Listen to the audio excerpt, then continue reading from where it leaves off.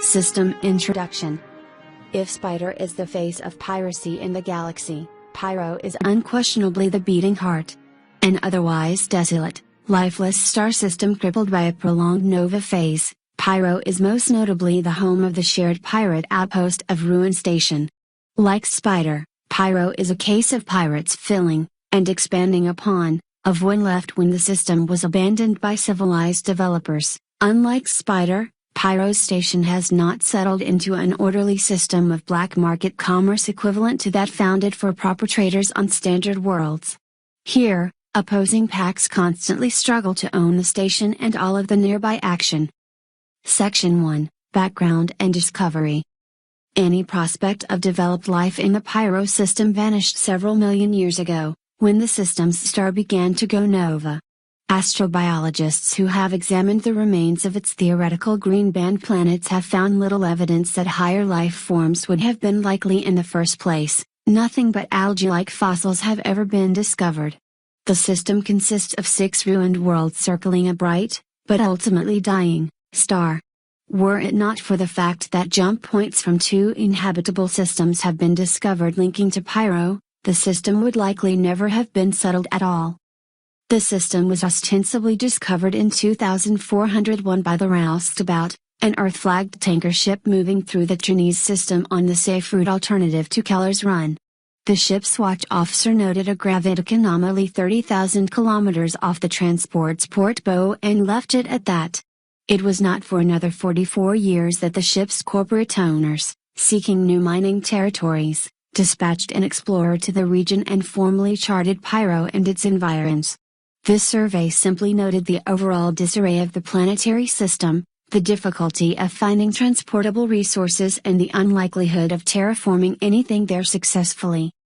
In addition to its development as a center of organized piracy, Pyro is also a household name in the UEE today because it served as the backdrop for one of original system's Arena Commander's first levels. The icy blue nova and the frozen hellscape of planets slowly moving towards their destruction seemed an ideal location for Arena Commander's designers to show off how interesting 3D space combat can be. Section 2, Pyro 1. Pyro 1 is a charred black rock that is slowly discorporating into Pyro proper. There is little of interest here. The space around Pyro 1 is difficult to navigate with anything but the highest quality shields, and no significant mineral deposits have been located on the planet's surface to make ever landing here worthwhile. Section 3, Pyro 2. Pyro 2 is a coreless planet that will, in time, also fall into the star. During the system's initial discovery, Pyro 2 was a major focus. The planet held seemingly significant deposits of cadmium, titanium and gravity-forged gemstones.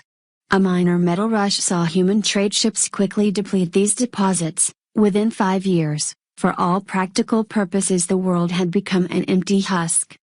Section 4, Pyro 3. The third planet in the system is the only one believed to have once existed in the green band, pre-nova. This is where tiny algae-like fossils have been discovered. For this reason, it was the initial focus of non-profit research efforts during Pyro's initial exploration. Making life more difficult for researchers, the nova process has rendered Pyro 3 a largely magna world. With little left to discover, the scientific community quickly grew tired of Pyro 3 and the system in general.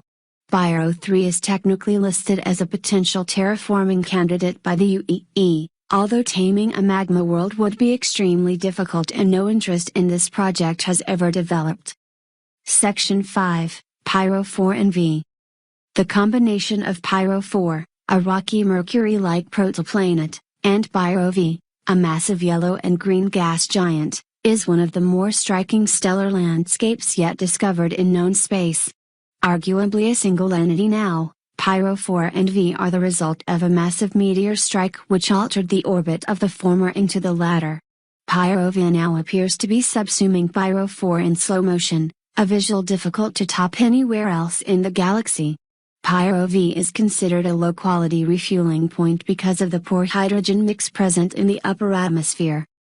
Section 6, Pyro V and Ruin Station.